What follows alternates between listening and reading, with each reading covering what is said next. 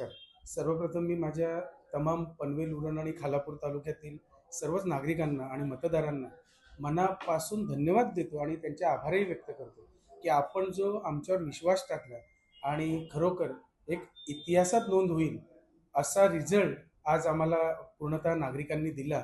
आणि खास करून माझ्या सर्व भारतीय जनता पार्टीतील सर्व तमाम कार्यकर्ते आणि मग नंतर भारतीय जनता पार्टीचे नेते आदरणीय मोदी साहेब, आदरणीय फडणवीस साहेब, आदरणीय रवींद्र चव्हाण साहेब, आदरणीय आमदार प्रशांत ठाकूर साहेब, आमदार महेश बालदीजी आणि ज्या जोडीची चर्चा स्कूटीवर झाली ती जोडी, या जोडीचा खास उल्लेख करावा लागेल, ती म्हणजे आदरणीय रामशेठ ठाकूर साहेब आणि आदरणीय जे एम म्हात्रे साहेब.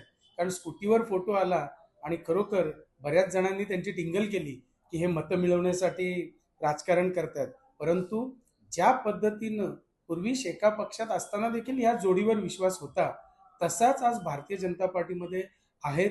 तसाच विश्वास, इनफॅक्ट त्याहून जास्त विश्वास आज भारतीय जनता पार्टीच्या सर्व कार्यकर्त्यांचा, सर्व इतर नागरिकांचा आणि माझ्या मतदार बंधू राजाचा, या सगळ्यांचा विश्वास आज इथे दिसून आला.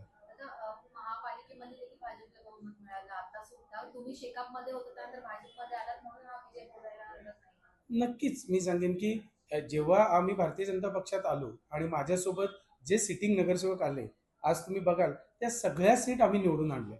त्यामुळे 51+9 अशा 60 सीटपर्यंत आम्ही पोहोचू शकलो. आणि आज तुम्ही बघाल की इथे देखील जिल्हा परिषद आणि पंचायत समितीमध्ये पण ज्या सीट पूर्वीपासून शेका पक्षाच्या होत्या, आज ते सगळे कार्यकर्ते, सगळे माजी सदस्य हे सगळे माझ्या वडिलांवर, सन्मान्य जे एम म्हात्रे साहेबांवर विश्वास टाकून सोबत आले. आणि महत्त्वाचं म्हणजे आदरणीय रामशेठ ठाकूर साहेबांनी आणि आमदार महोदयांनी त्यांना न्याय देऊन त्यांना सीट दिल्या आणि त्या सीट आज भारतीय जनता पार्टीतून निवडून आल्या. कुठेतरी 8च्या 8 जागा जिल्हा परिषद मिळालेल्या आहेत. विरोधकांना धूळ चाललेली आहे का? कारण काहीच सीट नाही आल्या. नक्कीच की ज्या पद्धतीनं सगळ्याच्या सगळ्या सीट आल्या, त्याच्यामुळे विरोधकांना चारी मुंड्या चित केल्याचं इथे स्पष्ट चित्र दिसत आहे.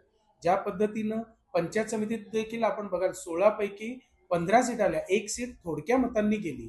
आमची शीतलताई थोडक्या मतांनी गेली, परंतु ती देखील विजयाच्या दिशेनेच होती. परंतु थोडंफार मतांमध्ये हे झाल्यामुळे ती सीट आमची थोडक्या मतांनी गेली.